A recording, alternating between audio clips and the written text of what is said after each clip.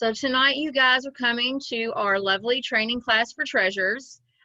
We have with us in our lovely presence, Miss Brittany from Kentucky State PTA. We also have Elizabeth from our 15th district. She's our treasurer from 15th district. Brittany is our treasurer from Kentucky State PTA. They are here to back us up in case we do anything or say anything wrong. And I say that just because I may not say something correctly and I don't want to do it wrong. I'm Bobby Joe. I'm the Vice President 3 of your Area 4. We do have our other VPs on, so I'm going to let them introduce themselves to you guys. Whoever wants to go first.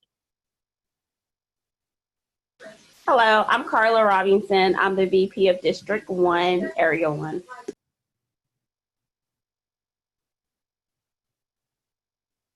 I'm Amanda Thompson. I am the VP 4 of District Areas 5 and 6.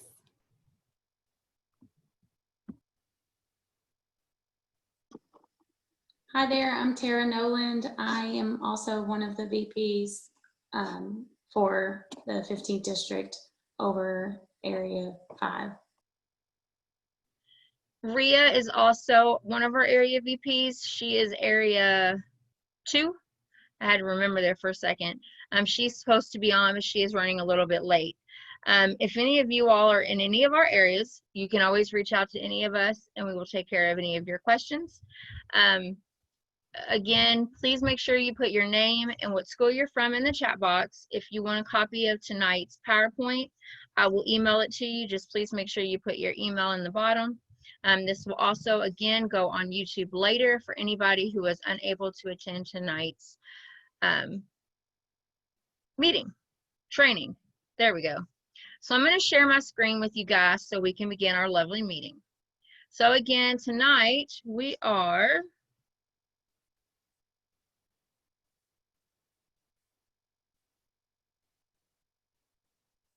doing our lovely presentation for, well, why am I at the end? Well, we don't want to be at the end. 15 Districts Treasurers Training. We want to sponsor this by our lovely Kentucky PTA. I want to make sure we put that on there because this PowerPoint came from Kentucky PTA, also by Brittany. Brittany created this PowerPoint. I took all of this information from Brittany's PowerPoint and condensed it down to a smaller version for tonight's purposes. She was amazing at it, and I just kind of lowered it down for purposes of tonight. I wanted to touch on the important stuff. Amanda is going to watch the chat. She is going to make sure if there's any questions, she will give me the questions so that way I can get them answered. If there's not something that I've answered or if there's something I'm missing, Brittany and Elizabeth will just jump right in and make sure that we're getting the correct information out. So we're going to first start off with your forms and your templates. You should always have a request, an authorization for payment, a funds received form, a deposit summary form, your district membership dues payment form, Member Hub, state and national paid, and the store, because that's where you can pay your membership in your store now, a W-9 form, officers list, a financial review form, a budget template, treasurer's report template, and a sales tax exempt form. When I mean forms, I mean you might want to have this in a binder. So a treasurer should always have a binder. You want to keep your binder with you at all times. Maybe not when you're just traveling, but through school, you want to have it with you at all times. When you're writing checks or anytime you're doing anything PTA, you want to make sure you're having that binder with you. It's kind of like your new Bible. You want to make sure you're carrying it with you everywhere you go. And these are the important forms and templates you want to have. You want to keep these to make copies. You want to make sure you have an extra one with you at all times in case you run out. PTA and PTSA insurance. PTA does insurance with AIM. You do not necessarily have to use AIM. If you use another insurance carrier, you must notify Kentucky PTA. and show proof of certificate if you do not go with AIM. Our policy cost with AIM is $320. That's for all local units. The coverage is for directors and officers. Coverage is for liability. It makes sure insurance is up. We want to make sure that your insurance is up to date. It is mandated by Red Book. And our insurance was due September 1st. So if you have not paid your insurance, you can go to kentuckypta.org and you can click on it's under insurance. You can print the form off. Also, 15th District has on their website an area where you can print off the AIM insurance form and fill it out and mail it in. Kentucky PTA did just release where if you have the money allocated or if you have the funds available, you do not need to send it into Kentucky PTA to get approval. They want you to go ahead and get the insurance paid. When it comes to making deposits, deposit received form must be completed for every deposit made. You need to have 2 signatures required. One must be by a board member. I have this thing in my way and I can't see. Sorry, guys. Let me go back. I apologize. I have everybody's faces on the screen and I can't see. One must be by a board member and count before taking money from the school.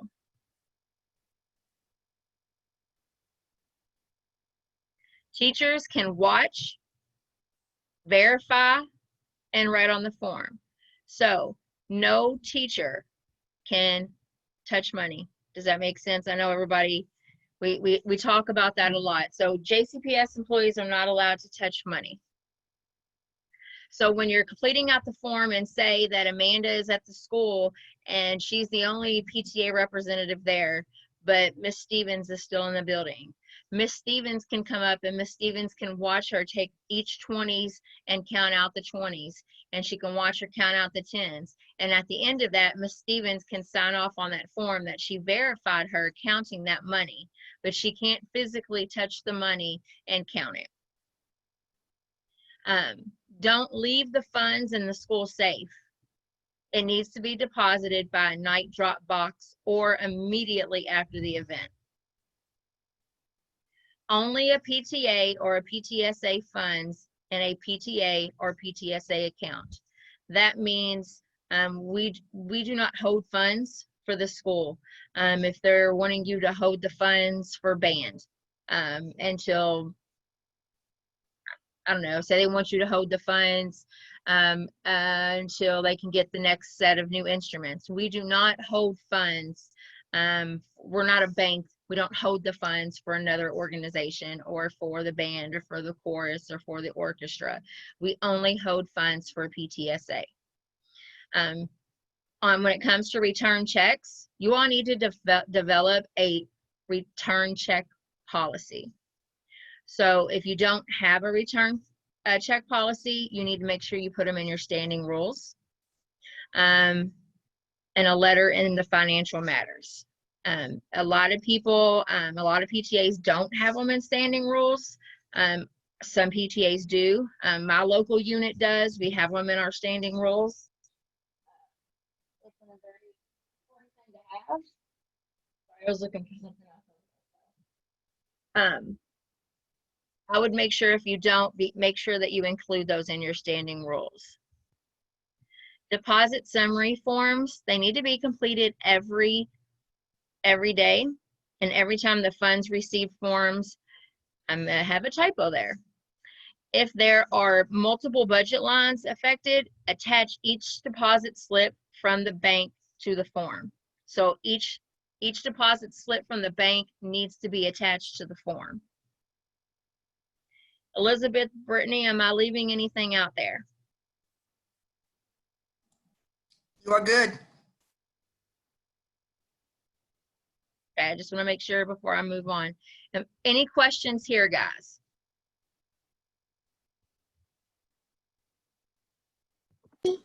I want to, this is Carla with the 1st District. I just want to throw out some things that I've heard before. No, you guys do not need to take pictures of the money. I have seen where people have actually photocopied cash. That is not necessary. It doesn't help in accountability. It doesn't like help to verify anything. But what we do need is that we need to have a copy of that deposit slip. That's vitally important. But the money that you collect before you deposit it does not need, like the actual photocopy of the dollars do not need. Now, if you want to photocopy checks, that's great because that's going to help you with bookkeeping later if a check returns, but also not necessary. And I would also suggest blacking out the checking and routing number just in case something happens to your book and you don't want somebody else's checking account information to be compromised. But you do not have to photocopy cash or change. So here's an example. I created these sample photos when we actually did training last year when we were in person. So those who actually were able to come to the 15th district training last year, we had these photos available. So I'm just going to show an example. So this is, I know it's going to be hard to see, and the bank stuff is white, is blocked out, but here's a bank statement or a bank receipt. And you go and you make a copy of it and you tape the original to the form. Here's the form that I filled out when I made the deposit to the bank.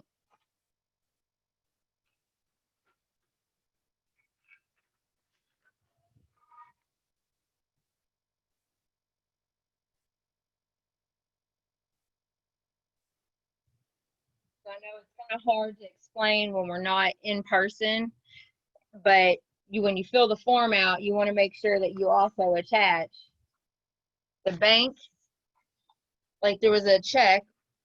So like here's the check we wrote. We made like a generic check. So here's my generic check I wrote. A little fake check we wrote. And then here's a little fake account information thing we wrote to the bank when we were going to make a deposit. And then here's the bank thing we did. And all of that is made and stapled to one transaction sheet that would go into your binder. Sorry. This whole thing would go into your binder and filed together. And it would have all your signatures that you need at the bottom by everybody. Does that make sense? So if we go on to reimbursements, so reimbursements get a little bit more tricky. So, and I have a form for that too. Let me just go ahead and pull that aside so I don't. Request for authorizations for payment form, which is this form here. This is kind of what it looks like. All checks, expenses, disbursements should have a completed form signed by the person requesting approved, signed by the president. So if I went to Walmart and purchased something, I need to make sure I fill this paper out. I need to say why I filled it out, what it was for, how much, and then I need to give it to the president. The president then needs to approve it. I need to attach all my original receipts to it. No PTA, no PTA, and that's why it's in big bold letters, should ever have a debit or an ATM card. That is a big red flag no for any PTA.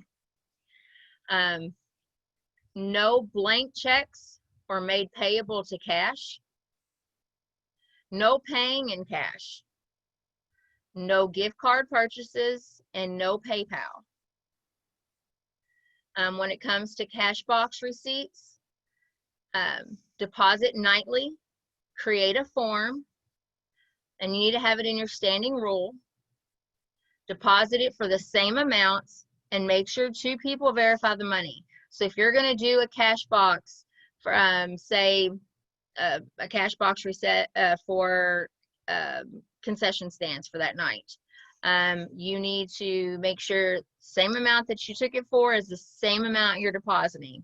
You need to have 2 people verify that money, but you need to also make sure that you have it in your standing rules that you guys are allowed to do that. On your sales tax exempt form, standing rules about paying for sales tax for purchases. So say I went to Walmart and I'm bringing back a receipt, or I lost that receipt. You all need to decide if you guys are paying back sales tax.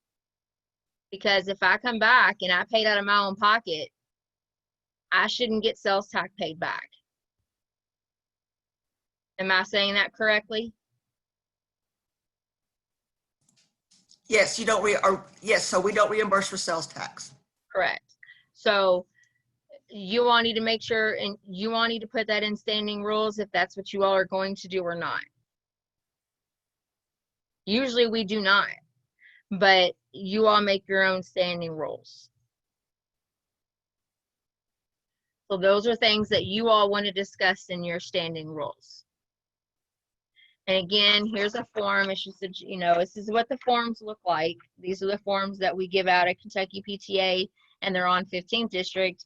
Tells you how to, how to fill it out, what I went and shopped for, who signs it here at the bottom. I made a original copy of the receipt, and then I taped the original. And the reason why I made a copy is because eventually this original receipt will fade. And if for some reason anybody needed to come in and take a look at my book, say a year or 2 from now, this copy would probably fade, and then no one's going to be able to read it. So then it's gone. Mary, did you have a question? Yes, about gift cards. When we have done and approved, like we have a yearly fundraiser for, it's a color run. We've had in the past as a prize for the first and second place winners a gift card. So we are not allowed to give gift card, and we can't give those as gift cards. No. Now, if they're donated from a company, like say Texas Roadhouse gave you gift cards, that's okay. But you can't purchase them with PTA funds. Okay. Does anyone have ideas as at what they give as prizes? You can. I know that's not the subject, but I'm just curious. Well, I mean, you could do. You can create a gift basket. You can put Bath and Body Works stuff in there. Okay. Okay. You can do So other we can things. buy things, just not gift cards. Correct. Correct. Okay. Thank you. You're welcome. Hey, this is Brittany. Can you hear me? Yes. Okay, I'm on my phone. We're like out being of a kid. But the main thing about the gift cards is like not buying them for teachers and JCS employees, because that's now against Red Book. Like it's considered money that they should be paying taxes on. So that's really where the no gift cards comes from. Is towards like not buying them for teachers, like for Teacher Appreciation Week and that sort of thing. That's where the no gift cards comes from. Yeah. So then are they okay to be purchased for, like her example, like for the fundraiser prizes? Because now I'm a little confused. So I'm not going to officially say like yes or no. Technically, you the gift cards really are for the teachers and JCPS employees, and as gifts for them is really where the no gift cards come from. So if it's a gray area, just kind of stay away from it, basically. Yeah. That's kind of That's why the best they rule say of it. thumb. Yeah, that's why it's in there. There are ways around it, but it gets you in that danger zone, in the gray area. when you can easily do gift baskets just the same as you could do a gift card. If you're gonna Right. buy them a Bath and Body Works, you can kind of create a basket with Bath and Body Works just the same. Right. Just buy the products instead of purchasing the gift card. Right. Correct. And you could also, if you're buying them to restaurants, you could easily call them and they usually will donate at least one gift card to your calls. I've never, I can't say never, I should take that back. I've called and barely do I get a no when I'm asking for a gift card. If I'm asking for a lot of them, I usually will get a no. But if I say I'm having a fundraiser, I need to have can you donate one gift card? You can usually get a gift card from a restaurant. Right. With no problem, especially because you're a 501c3 and you can give them your tax exempt number, and that usually kind of helps out. So I like to stay within what Kentucky PTA tells me, and that's the no, and that's kind of where I like to stay because I don't want to get in trouble. Right. I think that's probably where I'll stay. I just wanted to, I got a little confused, so I just want to verify because, like you said, it is easier just to buy the products yourself than to get a gift card. I So, mean, there are but I just gray wanted to areas, clarify. guys. The gray areas you can find your ways around, and I'm sure all of us can tell you all of us VPs can tell you areas around it, and we can find you areas around it if you really need us to, but just reach out personally. Monthly treasurer reports. I took this exactly from the way Brittany wrote it, so I'm going to read it as is, and if you guys get confused, we will put Brittany on the line for this. So, monthly treasurer reports, I sometimes still get a little bit confused on, and I'm like I said, I love treasurers to death. You guys are amazing because I love money, but I don't know. Sometimes I don't see how you guys do it, but I love money.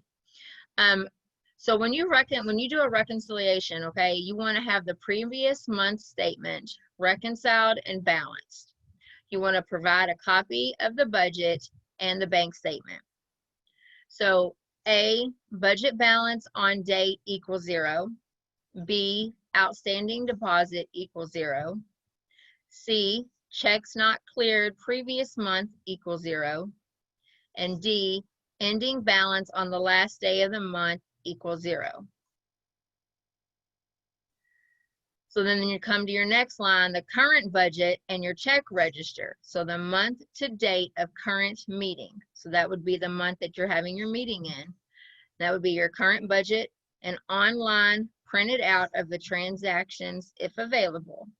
So A, outstanding deposits equals 0, which would equal, checks not cleared current month equals 0. Budget balance on date of meeting equals 0. Business items such as motions for amendments to budgets and then attachments. Oops. Bank statement since the last report, you want to print out for partial month. Check register showing your balance. And you want to you want to have your budget reports for reconciliation and current balances for your meetings. And then you want to sign and date it. This is all of the stuff you want to print out for your monthly treasurer report. Now, there are different systems people use. I know some people have tried Treasurer's Briefcase. It is confusing. Some people like it, some people don't. Kentucky PTA, you all use, Brittany, what do you all use at Kentucky? We have QuickBooks. QuickBooks. 15th District, Elizabeth, you all use? QuickBooks. QuickBooks. So majority of people use QuickBooks. Everybody has their own system. So you want to use what works for you. The object is to make sure that you're bringing the exact same items to the table that is needed to follow your guidelines. Hey, Bobby Joe, this is Brittany. I'm gonna jump Yes, in. Is that okay? you jump in. Okay, so it looks like there's a lot of information here and that you need to attach a bunch of information. Most treasurers have a binder, and in that one binder, they have their reconciliations, their bank statements, and their treasury reports all in one thing. So each month, like, you'll just put that information in there. So it will all be in one binder. Like, I have my binder was always, I have a divider for each month, and then I have a divider for treasury reports. And within each month, I have my reconciliation, my bank statement, and all the expenses and deposits that go with that month. And that was the way that I always did it. So then, like, you have your treasurer binder. So if you go somewhere, then everything's all together. So if you go to a meeting, you take it, somebody wants to look at something, it's all there together within one binder. And your treasury reports, they, like, this, looking at this, it makes it kind of complicated, but really just, it's, you know, throw it into Excel, or you could just write it out. It's just your balances, your outstanding checks, any deposits that haven't cleared, just so you can get back to, like, what your actual balance is, like what you all have to spend in that moment in time. And that's it. And don't let this scare you. So this is just pretty much of what each one, like what a reconciliation report does, what your current budget does. So they're just broken down into categories. So I don't have a treasurer's binder here. If we were in person, it's so much easier to pull out a binder and say, let me show you what this binder looks like. And let me show you what each section of this binder looks like. So what most treasurers would do would have 1 through 12, you know, tabs. You would have each month for each tab. You would then take, you know, and start from the end of the, you know, first of the month to the end of the month, and you would keep all your bank statements and all your transactions for that entire month. And one, you know, all of September's would stay together, all of October's would stay together, all of November's would stay together, and you would keep them under each tab. And then when you come to at the end of the month of September, when you get your bank statement, you would then, back of your bank statement, you can reconcile. You would reconcile all of your stuff, and you would pretty much close out September, but leave it in the binder. And then you're moving on to October.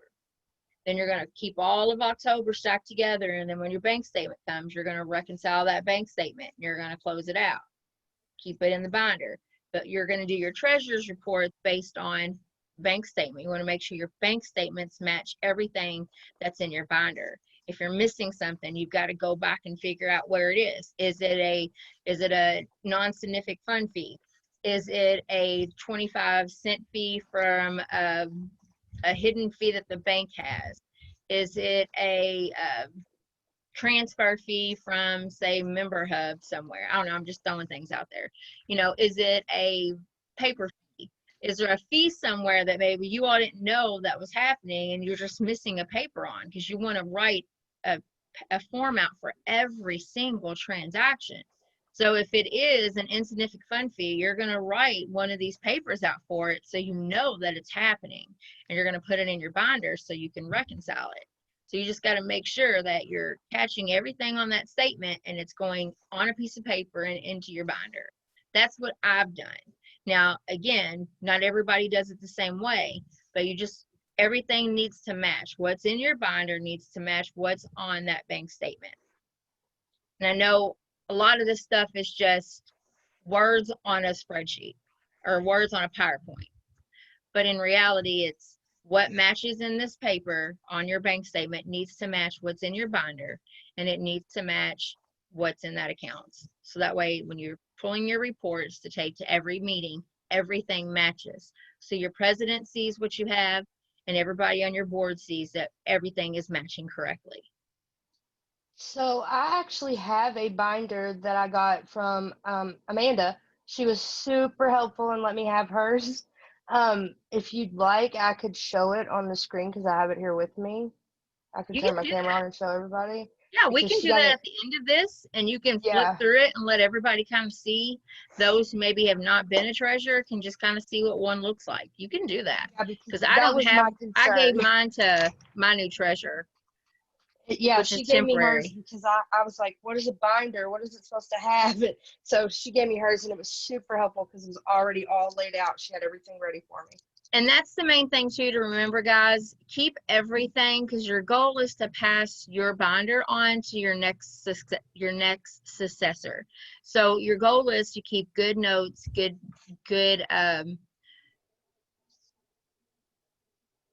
notes. Keep your PowerPoints. Keep anything that was helpful for you during your term, and pass it on to the next successor, because you want them to be able to strive just as well as you did. So we went on to bank reconciliation. Here's me. I don't like it. There's me being a little silly down here because I'm not good at bank stuff. But monthly bank reconciliation should be performed to account for expenses and income with any outstanding checks. Treasurer reports present monthly to your board and at the general membership. So your bylaws will either state if you have to have 1, 2, 3, 4, 5, or 6 general memberships. Most of them are 3. I have seen some that say 5. But every general membership that you have, you must have a treasurer's report to hand out. So make sure you have that prepared and ready to go when you have your general membership. I know a lot of us have those coming up soon, so we need to have a treasurer's report ready. Yes. I would not make copies of your treasurer report. I would make a few copies and post it up. Like if you're doing it in the gym or in the auditorium, I would post it. Now that we're virtual, like you have to send out like a PDF copy, but I would not make copies for when you go back in person. I would not make copies for every single person. I would just post a few copies and people can look at it when they walk in, or have like the school send out one of their emails and include a PDF copy in that of the treasurer report. Would that be just because not everybody who's a member would get a hold of it? For what? The treasurer's report?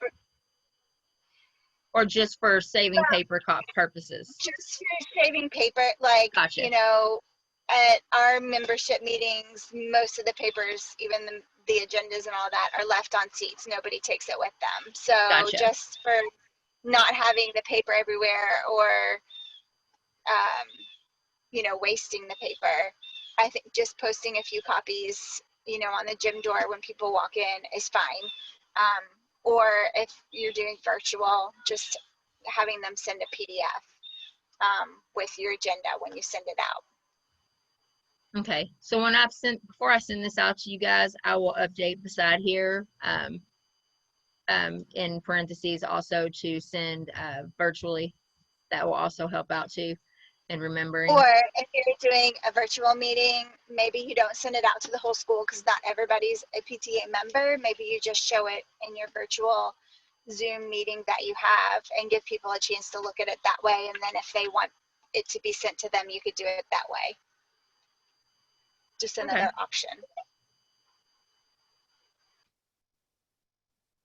Sounds good to me. Anybody get any questions yet so far? No, I just want to make a comment real quick.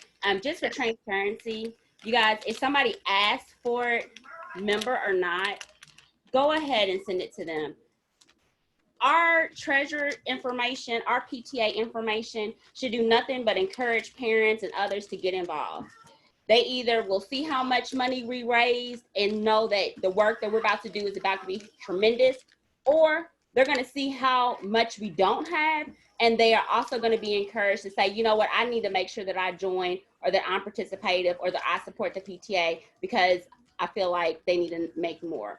So just to put this out there, do not hold back the information. Don't just feel like, okay, well, you're not a PTA member, so I don't want to share it with you. Share it with everybody. It's fine. Be it that you have a lot of money or no money, the PTA work has to still continue, and it, for nothing else, it'll just show the hard work that you guys are doing, or the work that others need to do to help support you guys, okay? Sounds good. again, you know, we do want to strive on getting more board members and getting our parents to be more actively involved in our schools. And this is a little bit off topic here, but I feel that a lot of our parents tend to not want to be involved, or they don't feel welcomed. And sometimes I have seen firsthand when they've walked into a PTA meeting or a general meeting, and I ask them, are you a PTA member? And they say no, and I don't hand them a piece of paper and I hand it to the next person who are a member. They kind of look at me like, well, why are they getting something and I'm not? So I see where Carla's coming from. It kind of puts off this, well, why are they getting something and I'm not? So we want to start including everybody, and we want to make them start feeling like they want to be a part of PTA. And if they see the things that we needing, and what we could be doing, what lack of involvement that we have and that we are needing more of, that maybe they will start wanting to join more. So I agree with Carla 100% when it comes to that. So just think of that, and definitely never exclude someone when it comes to that. I just wanted to kind of piggyback that off Carla. Financial reviews. This is a lot of information, so I will go slow. There's 3 slides on this. If you guys have any questions, stop me in the middle, because there's a lot. Financial reviews were due by July 15th. So if your PTA has not turned in their financial review, they are late. So I'm just going to go ahead and say that. Kentucky State PTA. So who needs a copy? Let's start there. Kentucky State PTA needs a copy. You would email a copy at kentuckypta@bellsouth.net. After you mail it, you log into MemberHub, and you could submit it under Audit Financial Review. And you can actually type in that you submitted it and the date that you submitted it to Kentucky PTA. That would give people like me, Carla, Rhea, and Tara the opportunity to click into MemberHub and say, oh, look, they did submit their financial review. And that may just be that Jenna, with her being so busy, and I mean, she's bombarded and she works super hard, she hasn't had the chance to upload it in the system yet. But we would be able to see that you all manually put it in, that you did it. 15th District receives a copy of it. Your principals need a copy of it. They are probably being harassed right now for a copy of that financial review. I've had principals ask me, where are our school's financial review? They needed these back in July as well. And you need to keep a copy in your treasurer's binder. You need to make sure you keep a copy with you. I think I've got the last 3 years of our schools, and I keep all 3. Until I leave that school, I'll hold on to all of mine until I pass it on to the person who's coming in this year, who's going to take over for me next year when I leave. Make sure you present the review at your first general meeting. And again, go back to what Brittany said. You can put a couple copies out. You can make it virtual. With the times that we're having there, you can be more creative. You don't have to make all these copies. We got to think outside the box. Start doing virtual things like that. Your incoming treasurer should not accept or receive the checkbook and records until the financial review has been completed and she or he has been given a copy of a completed form. Now, yes, I'm sure half of you all have received them and the financial review hasn't been completed. If they haven't, and you need help, reach out to Elizabeth Hammer at 15th District PTA. Reach out to your VPs, and we can reach out to Elizabeth if you need us to. We can also get you in contact with someone at the state level that can also help if we need to, and guide you in that area if any of you all are having issues. If you are needing help, just put something in the chat box that says you're needing help, and Amanda will write your name down and we will help you with that. Because again, in order to be in good standings with your school and with Kentucky PTA, you have to have that financial review done, and they are late. So the way Kentucky PTA looks at them, we are not in good standings. And I will be honest, more than half of 15th District has not turned in their financial review. This is financial review continued. Kentucky PTA bylaws require that every local unit complete a financial review and submit a completed form to Kentucky PTA.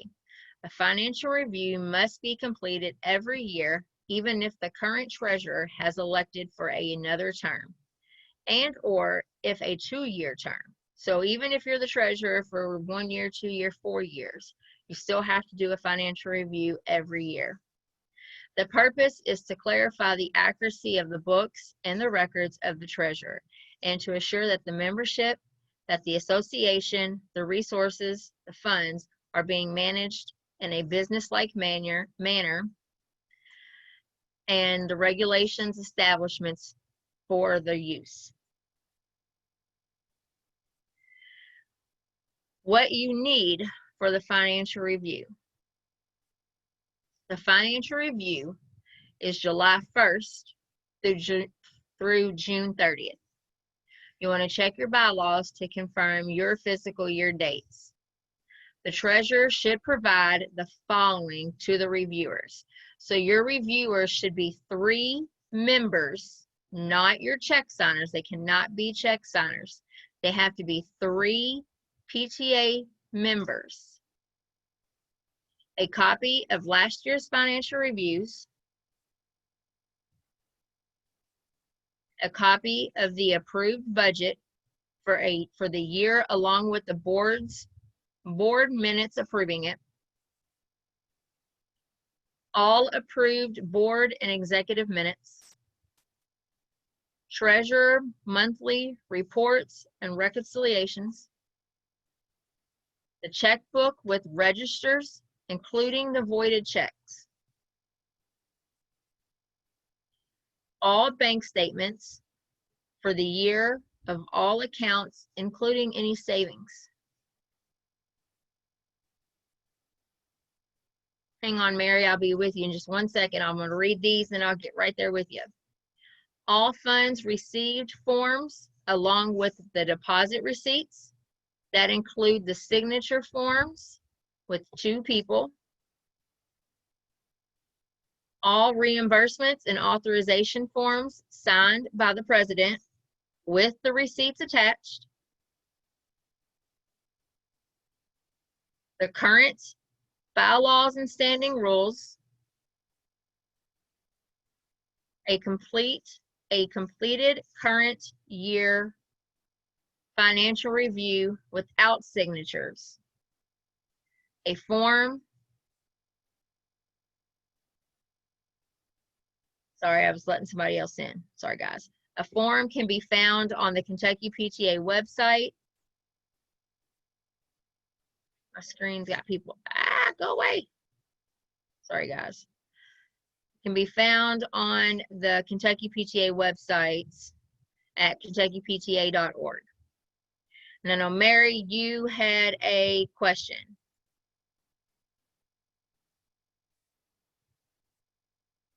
Oh, sorry. I think it was left up, the hand. I didn't raise my hand from last time, so. Oh, okay. I think we're good. But since you are up, let's just say in the past, if the financial review, like everything matched up, but some of the forms did not have like 2 signatures, but all the things, because we had a very small PTA at the time. Mhm. Now we're doing everything correctly, but it wasn't before. But as long as the books all matched up, there's nothing really we can do, right? We can't just go back and fix that. Brittany, am I right to say that it would be considered not complete, but the second one, is it the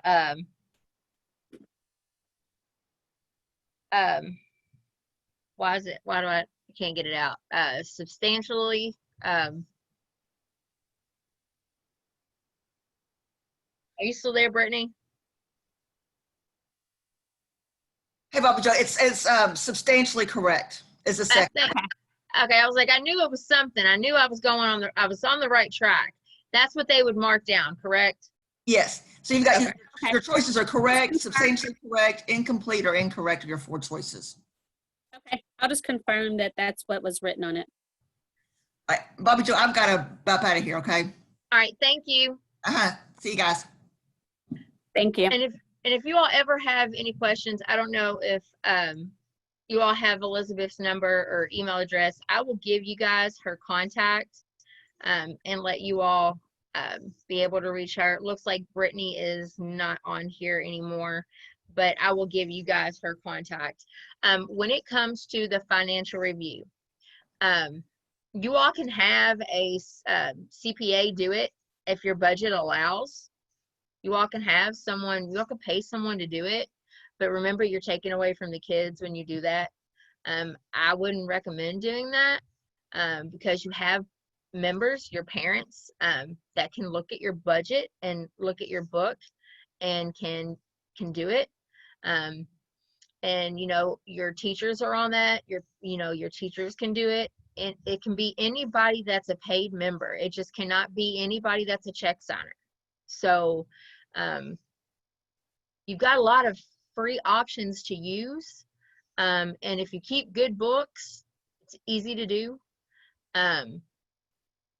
If you need help, you have 5 VPs that could easily help you guys to where you wouldn't have to spend the money on a CPA. But reach out to any of us if you have questions with the financial reviews. But we would do whatever we need to do to help you guys. Don't just freak out over the financial reviews. They're really easy to fix and help you guys with. This is what's coming up now. So this is the most important. We all hate taxes. You'll love my little pictures down there. I hate taxes. So there are 2 forms of taxes that you guys need to file. First off, they have to be filed by November 15th. So your first one is 990N. Your 990N is if you've made less, if your PTA has less than $50,000 throughout the year. So we're going to walk through this. This is the process here. I went ahead and wrote this in here because this is going to take you step by step on what to do. So you're going to go to step 1, the file90.org. You're going to log in and enter your EIN number and your email address. Step 3 is the information should auto-populate. So your school, if you're entering in the correct EIN number, your school information will automatically pop up. So you wouldn't even have to do much work there. It's going to automatically pop up for you guys.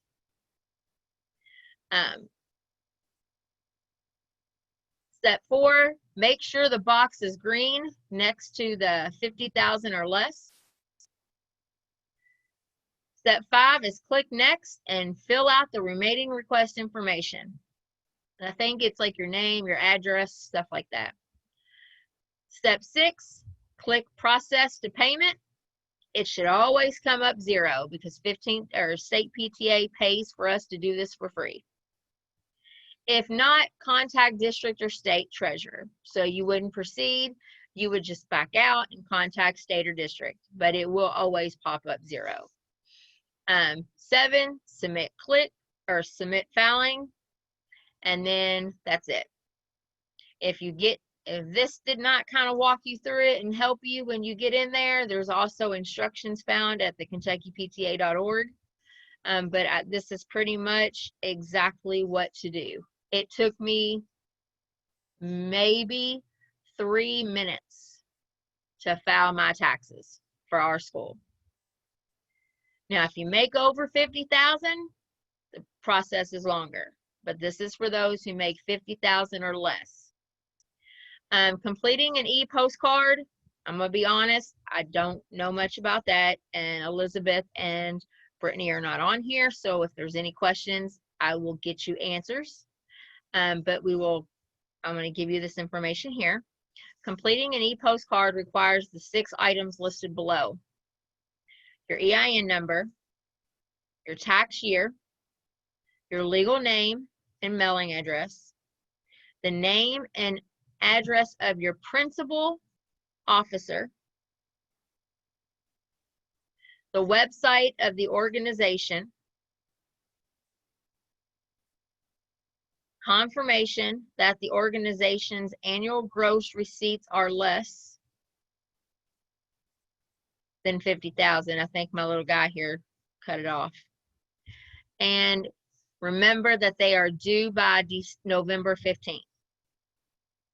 And again, before I send these PowerPoints out, guys, I will fix these small mistakes that I caught. I finished this at 1 a.m. this morning. I didn't get the access to this until 11 o'clock last night. So I tried to make sure I had it done. But I'm not sure much on what the e-postcards are. But if you do have questions about them, please ask them in the chat box. I will get you answers. Between all of us VPs, we will get the answers. Now the 990 Easy, you go File 990 Easy is for gross receipts that are greater than 50,000 but less than 200,000. It's at irs.gov. Your website is here as well. If you actually click on these, when you get the PowerPoint, it will actually take you to that website. You mail the form and you complete, when you go to the 990 and you click the 990 in, you click that it's over 50,000, they're going to mail you out a form. That form is then going to be mailed to you. Then you're going to mail that form and complete the schedules that it asks you to, and you're going to mail it here. So this is what you're going to do with the 990 Easy that they mail you. So they're going to mail you a form to fill out because it's a lot more information and they want to know a lot more information on why you made more than $50,000 when we're a nonprofit organization. You won't be in trouble or anything like that. They just ask a lot more questions. And that one as well will be due by November 15th as well.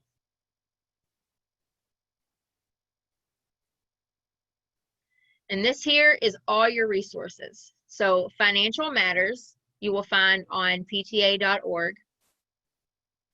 National PTA has learning courses. So these are e-learning courses you can take. I've listed all of the e-learning classes here that are exactly for nothing but treasure classes. And if you go to the pta.org-home-run-your-pta-e-learning, all of these are specifically just treasure classes. And you get certificates at each one of these stating that you have completed all of your treasurer courses. And if you take these, you will be featured in the Kentucky PTA newsletter. And I'm sure once your VPs find out about it as well, you will also get spotlighted in their monthly emails that they send out as well. Because I know we each send out a monthly email to all of you guys spotlighting certain things as far as memberships and stuff like that. And don't forget about your National PTA Back to School Kit. There's also a financial part there as well. And that's the ptakit.org. And last but not least, any questions? But before we get there, I have to give a special thanks out to Kentucky PTA for lending out their PowerPoint, Brittany, Elizabeth, and of course, National PTA. I needed to make sure that we gave them a big shout out because they did give us all of their hefty information here. And I want to open the floor up for questions. I will go off of this now so I can see everybody's lovely faces, because all I could see was the green screen. And I went fast, and I know I did go fast, so hit me with any questions. I don't like reading off PowerPoints. I just like giving my own experiences, but I needed to go off of a PowerPoint so you guys had something to take back. It's a question from Rachel Martin Okay. in the chat box. It says, because of COVID, we have several requests coming in via email. Do those need to be physically signed, or does the email showing it's from the requester, is that sufficient? What type of request are we getting? Is it for money being spent, or they have already does spent not the money? I'm not sure.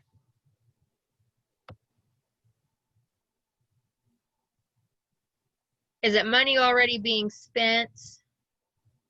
Does anybody know the question? I think she typed it in when it was, we were talking about reimbursements. So like if somebody's requesting a reimbursement and they request it by email instead of filling out the form in person, is that sufficient for a signature? As long as they include like the receipt and all that stuff, I guess, scanned into their email. I don't know. If they have, they're gonna have, if they're going to request it by email, they're still going to have to scan in the receipts. So I would recommend the treasurer, when they get that request, say I was sending in the form saying, hey, I just bought this stuff, I would like to get reimbursed. I would recommend the treasurer emailing back the request for authorization form to be filled out. I would send it back. And then on there, she's going to have to fill out the information, which would be this. I would send this form back, and she'd have to fill this form out. And then she'd have to sign the bottom of this form regardless. And then she'd have to scan in her receipts, because you have to have receipts anyways. But this would be her signature on here, and that would be suffice to cover your back. But they need this form to fill out. She would have to fill the form out. I mean, only other thing she could do maybe is sign a piece of paper and say that I did these like I spent this, and sign it and then fax it to you or scan it in, and then you yourself would have to fill this form out and then staple it to it. You could possibly do that, because then it would have her signature attached to it. You could do it that way. If the person said, I spent this, and as long as you have the receipts and you have her physical signature, you can then fill this form out and staple her signature form to this with her receipts. You would probably be okay. Does that make sense? Yes. I hate saying it's a lot of paper, but that would be the only way, because you'd still have to have some form of signature, and you would have to have her receipts. So if she's going to scan in the receipts, have her sign a paper when she's scanning in the receipts, and maybe tape the receipts on a piece of paper and sign the bottom of that paper that she's going to scan the receipts on, and just send it all to you. And then you're going to have her signature at the bottom with the receipts, and then the treasurer can fill this paper out with her signature at the bottom. And then write on this paper, as a treasurer, I would write, due to COVID, could not meet in person, and go with this, print out your email. And I mean, I'm a paper person, so I would keep all the documentation I could. So I would print as much documentation as you could. I'd print that out. I'd write, due to COVID, couldn't meet in person, print her email out, staple it all together. That's what I would do. Sounds good. The next question, will there be any trainings like this for Member Hub? And also, how do you access Member Hub? Yes, we can do another Member Hub training if you guys would like. Let me write that down. We had a Member Hub training, I think, at the beginning. But we can always do another one. We did a back to PTA training. It wasn't necessarily just Member Hub. So we'll do another Member Hub training, because there's still a lot of PTAs that don't have Member Hub up and running, and that's the one way to get your membership is through Member Hub. So we need to have that up and running, because we have a lot of PTAs that have no members. I don't know if you guys know that.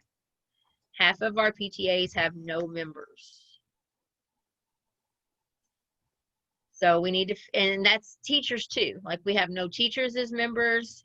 Our board members have not even had paid members. So if you're sitting on a board and none of your members have paid, we need to have them paid because we're not in compliance. Your board members have to have paid their $5 dues or whatever your board member dues are to be a member.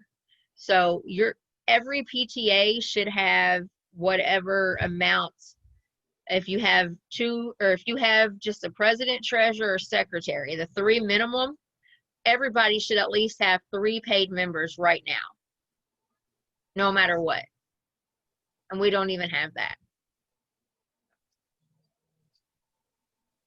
At least not even in Member Hub. This is Ashley Vaughn. I have a question as well. So for the like the cash box and the funds deposits and stuff like that, what is the protocol for if we aren't physically attending an event where money is being taken in? Like if the treasurer can't make it to that event, who substitutes in for that, or how does that work? So anybody on your board, unless they're a JCPS employee, can manage the cash box. So the president can, the vice president can, anybody can manage it. So whoever your check signer is or your check signers are needs to make sure that they have the money and take into that cash box before the event. That money has to get to that cash box before the event. So for instance, you can't make a check out to cash. Right. So you would have to make it out to think how it works is you go into the bank. Forgot. Carla, she's not on here anymore either, is she? She got off too. I can ask the previous treasurer if I need to. I was just curious because, not everybody can make it to every event. So I was just wondering, like, us as treasurers, how do we make sure that the money is handled appropriately when we're not there? What do we need to do once the event's over to make sure that it was accounted for and everything was right, or do we need to? Okay, so at the end of the event, whoever is there, say it's just you, or if it's not you, if it's just one PTA person, they need to find one person that's left there. It can be a parent. It has to be an adult. It can be a janitor. It can be a parent. It can be a teacher. It can be anybody in that building. But if they're not a PTA board member, they can't physically touch the money. So what you would be doing is saying, hey, I just need you to witness me count this money. So you would stand there and you would physically count it out like a bank teller does when you're watching them at the window and they're counting you money. They would watch you do that, and then they would sign that document saying they witnessed you. So instead of signing on the dotted line, you would draw out a line and say witnessed, and then they would sign it and say witnessed. So you would make a new line and put witnessed, and then they would sign that because they didn't physically count it, because I think the form says counted. So you would just make a new line and put witness beside it. Okay, so if it were us that weren't present at the event, like with me being treasurer, I should always go back and verify the money for that day or that event, and that it was all in the bank. Just make sure everything looks right in the bank, right? Because I don't want to be responsible for a bunch of people's money. Right. So even if the night before, say Amanda did the event, and me and Amanda did the event for you, and we said we put this money in the bank. So the next day you want to get online and you want to check the bank account and make sure we actually put that much money in the bank. Okay. Just wanted to double check sure. how that worked. You always want to double check everything as a Yeah, treasurer. I'm the type that will do that, but I just wanted to see how you all did it as well. So, Mary, did you have a question? I do. So we can't write a check for cash when we need a cash box, but it won't be a problem right now because we're not in person. But when we start actually having in-person activities, can we just go to the bank and do a withdrawal? Yes. So you go to the bank and you go to the bank and you withdraw the money from the bank. Okay. All right. Because there they give you a receipt that you took the money out. Right. That makes sense. And then you're able to have documentation that you have the money from the bank. Okay. Yep, perfect. Thank you. You're welcome. And I know, and like I said, guys, I'm not big on PowerPoints. So I'm one that would just rather tell you what I know. And they like me to give a PowerPoint so you guys have something to physically go back and look at. I like to be able to tell you experiences of what I know and what I've done. And like I said, I've got a binder. I keep a binder. Well, I had to give my binder away. I'm upset about it. But I have a binder. I had to, you know, I kept it. I keep my welcome letter from the state in it. I kept all my financial reviews in it. I kept my tax exempt number in it, and everything had a tab, and I labeled each tab so I could always go back to it. All my reconciliations were together. You know, each month, if I did a treasurer's report, everything I did went with every month. That's the only way to keep it together. I mean, you could throw it all in a book, but you're going to eventually get confused, because you got to remember your withdrawals. If you're doing a reconciliation and you write a check on September 30th, it may not clear until October 1st or October 2nd. So it's not going to come out in September's bank statement. It's going to come out in October's. So it may not be in September's. You may be putting that one in October's. So, you know, it's just about, if you can balance a checkbook and you can do your own reconciliations at home, you can really do it. It's just, my big concern is being accountable for what everybody else did when I was not there. And that was the biggest part. You know, you want to make sure that everyone around you is doing their part. They're counting the money when you're not there. When it comes to fundraisers and you're doing, say, a catalog, and all this money's coming in from these catalogs. Say you're doing Great American and you have 1,400 students, because that's how big our school is. We have 1,400 students. We have all this catalog money coming in, but the treasurer's not there. But I am, and Amanda's there. She has to trust that me and Amanda is going to count this money and be accountable and do it right, and write all the right forms out and make sure we're doing it right and giving her the correct information. And that's when it gets a little scary.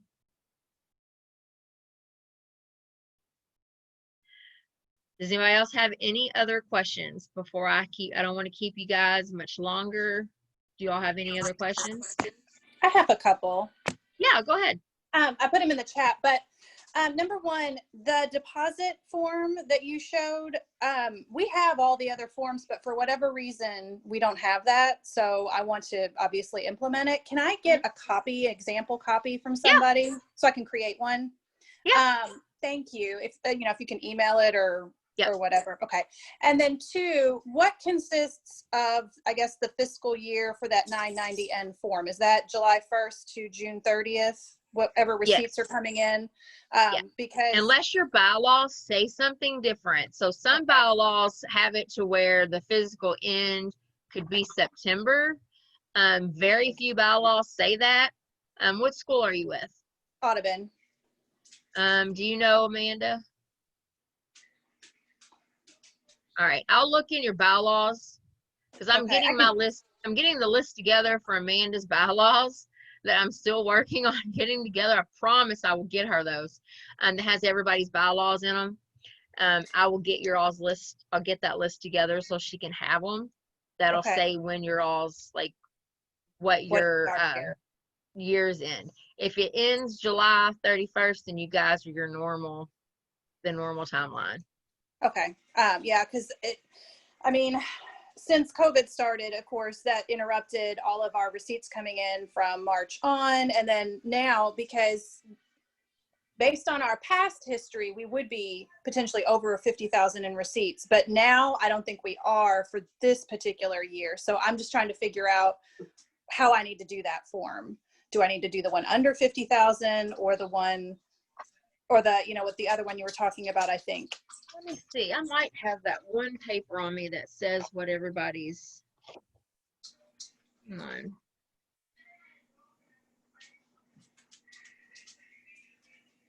While I'm looking for this, so Carla gave me a really good idea for another training class. She was wanting to do a training class for membership, on how to get membership in, how to find like how to create membership, how to get more members in, how to get more members involved, and then also how to possibly, because you know altitude's a bust. Yeah, that's a big bust. I don't think we're gonna be able to do altitude during COVID. We were trying to figure out ways to fundraise. So we were thinking that maybe we could pull together some lists and some ideas on new activities that PTAs could use for fundraising, and bring all that together and have a membership / fundraising class. So that sounds like something everybody may be interested in coming to. I think that one's going to be our next one. I think I got it.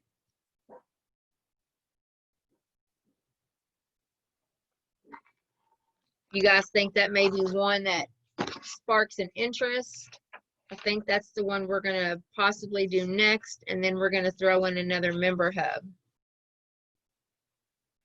We're going to try to do weekly or every other week trainings, just because we want to be able to stay with you guys local, you know, keep you guys, I guess, contacted, so we could just make sure you guys are doing all right. I swear I have it. What happens when I have too much stuff out at one time? I have a list that tells me everybody's expiration dates all in one big, well, somewhere. Sammy. She's mad at me.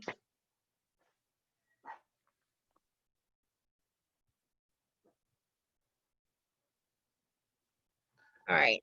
I may have to just email it to you because I'm not seeing it.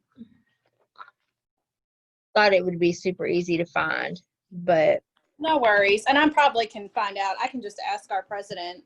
She's got the bylaws too. And see usually what I it have says. it like right here. I just know in the past we've always had CPAs do our taxes, but I mean, if I can do it, you know, might as well. If it's that Really, easy. it really is easy to do. It's very easy to do. If I can do it, I feel like almost anybody can do it. I know what you mean. I mean, I'm not an easy. I'm a hands-on learner, so I have to do it myself to learn it, which is why I wanted to do ours myself to learn it. And when I first learned it, I was like, well, this is really easy. And then someone created someone with 15th District, she created this Excel sheet, which until it's been, I guess, approved through the state, we can't physically, you know, share it with anybody, but it was an easy way to just walk through everything. You plug in the numbers and it just gave you all the answers at the end. And I used it and I was like, this is like godsend. Like, I didn't have to do any work. I just plugged in all these numbers and it equaled all my numbers out for me. I like that. Every It's like, PTA could have this, like, it would be so easy. well, it's like TurboTax. As long as I can use, when I do my own, because I do my own taxes, as long as I can just have a program and put the numbers in and it spits out what I need, I'm golden. So if it does that, then I should be good. We don't need to do a CPA because I can do that. And that's what this thing has that she created. And until they can make sure that it's like flaw proof, you know, like there's no flaws in it, then they will be able to use it. But when she had me use it and I was like, man, where was this like 5 years ago? Because it was so easy. Yeah. And if every PTA could have it, I think it would be great. It would be so great. I think it would take a lot of stress off PTAs. So I'm hoping that they get it approved soon because it worked very, very well. But is there any classes that you guys can think of that you all would like to see?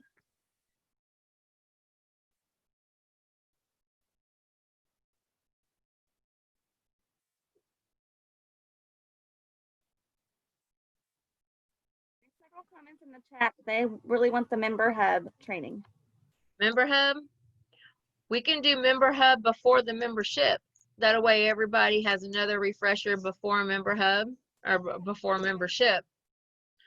We can do that for sure.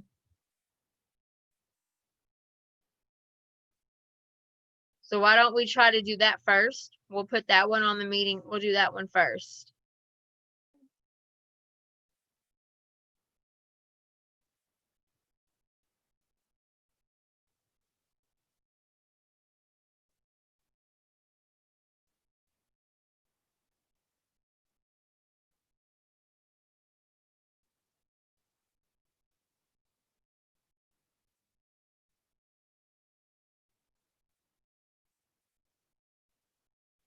Does anybody have any questions?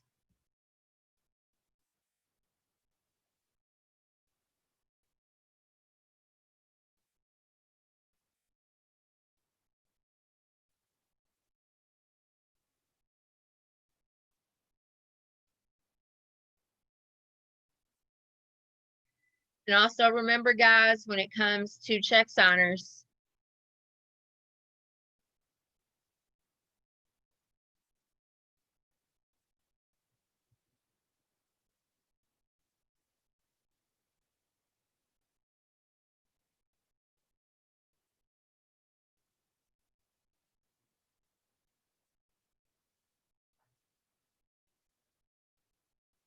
you can't do reviews too as a check signer.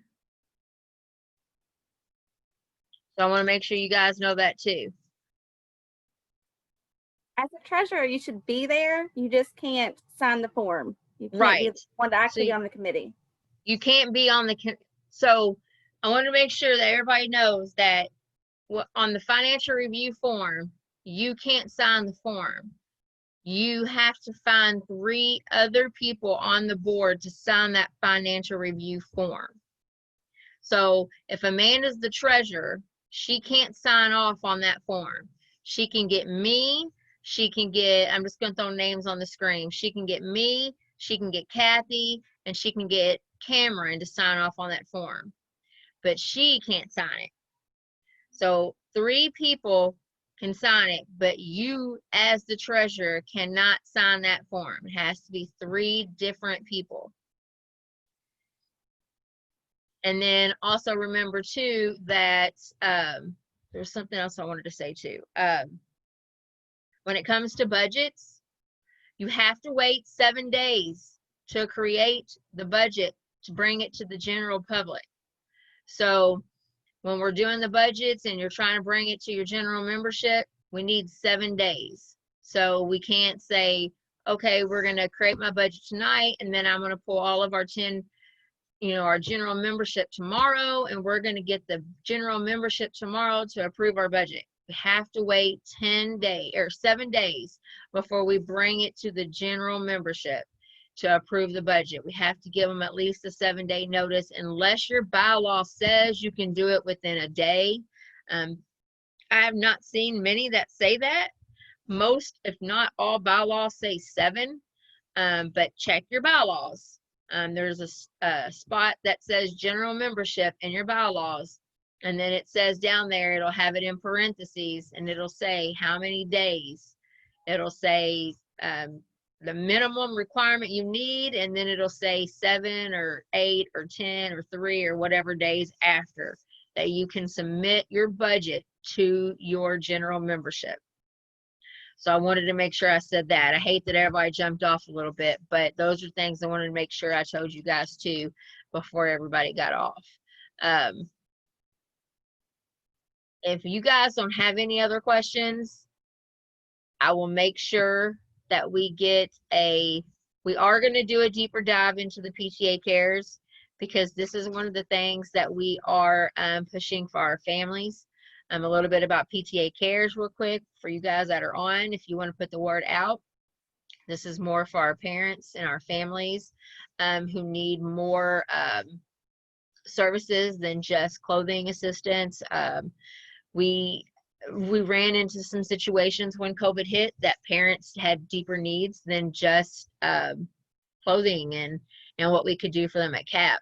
So we created PTA Cares as a way to broaden our efforts to help.